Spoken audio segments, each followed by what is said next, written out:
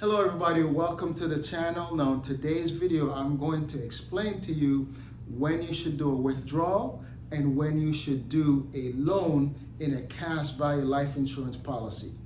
In a life insurance policy that builds cash value, those are the two ways you can access your cash. You could either do a withdrawal or you could do a loan, all right? So I'm going to explain when you should do either, okay?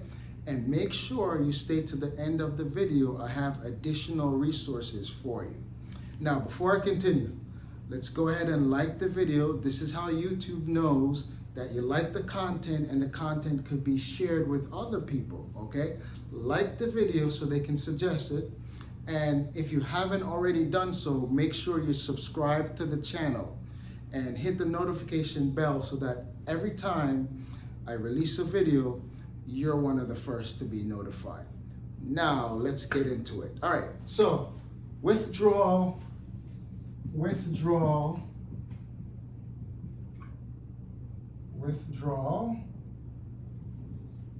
and also loans. Okay, so when should you do a withdrawal? I recommend that you only do a withdrawal in retirement if you're using the policy for retirement income as well, okay? Because the reason why I say this is because when you withdraw money out of your cash value, you're taking the money out. It's no longer there. That works just like the bank. If you have $100,000 in the bank and you take out $50,000, now you have $50,000 left. You're not able to leverage that money in a cash value life insurance policy if you're taking it out. So if you had $100,000 there and you take out $50,000, now you have $50,000 to leverage, only $50,000, right? And the power of leverage in a cash value life insurance policy is to be able to leverage all the cash value that's there, right? So if you're taking the money out, you have less to leverage. Now you have $50,000 to leverage as opposed to that entire $100,000. If you wanted to borrow against it, you would only have $50,000 to borrow against because you took $50,000 out, right? So now you don't have the whole $100,000 to do a loan against, right? So you're taking the money out. You don't want to do that throughout the accumulation and funding phase of the policy, right? So don't do that in the accumulation phase and the funding phase. The policy has 4 phases. It has the funding phase, when you're putting money into it. It has the accumulation, where it's growing. It has the distribution, where you're using for retirement income. You're pulling money out of it for retirement income, right? And then it has the transfer. When you die, whatever is left goes to your beneficiary.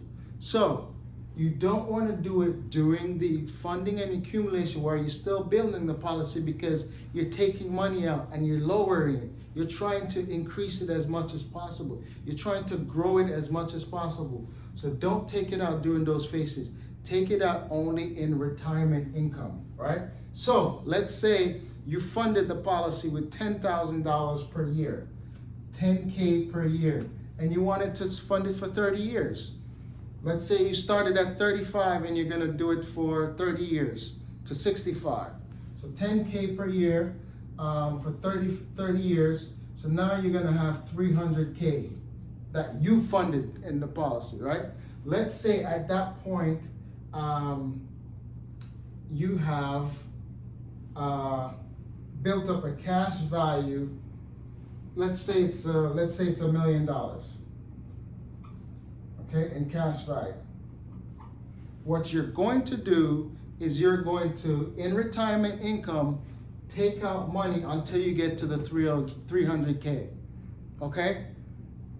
Because if you go over the 300K, if you withdraw over it, then it could be taxable.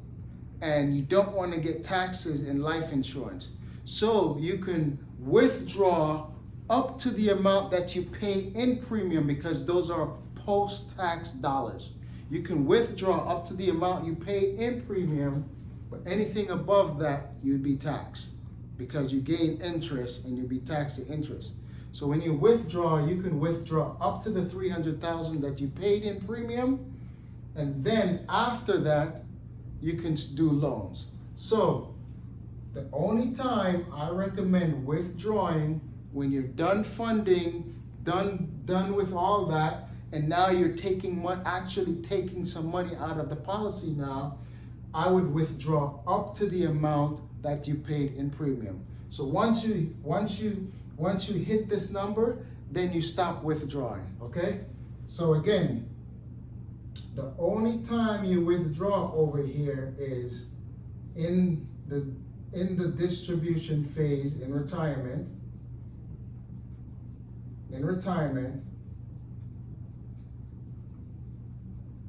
Up to premiums paid. Okay. Hopefully that's understandable. Now, when do you want to do loans? You want to do loans in, I'll put a 1 here, within the funding and distribution phase. I'm sorry, funding and accumulation phase. Funding and accumulation phase. Okay, as I explained before, right, you're leveraging your cash value and you don't want to take money away. You want to continue the growth. You want the growth to be uninterrupted. So instead of withdrawing, you would do a loan.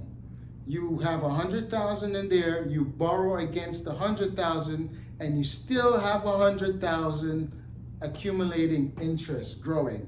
You're just leveraging it.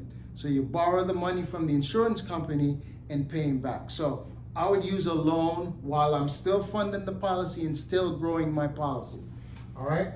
So the next time to use it is in the distribution phase, in retirement, and you're not going to pay back. You don't want to pay back. Okay. In retirement, after withdrawing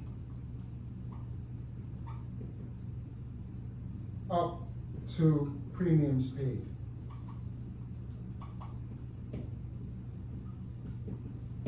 Okay? Hopefully that makes sense. So over here we said we withdraw, we have $1 million in cash value, right? And we withdraw up to 300,000, right? After that, it's going to be loans. It's going to be loans that we're going to start taking because we don't want to be taxed. The reason why we're taking loans is because by IRS code, loans are not taxable. So we don't pay tax because we pay premium with post-tax dollars, so we're not being taxed over here when we withdraw.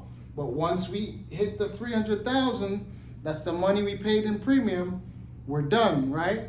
Now we're gonna switch over to loans, and we're going to use loans so that we're not taxed, all right?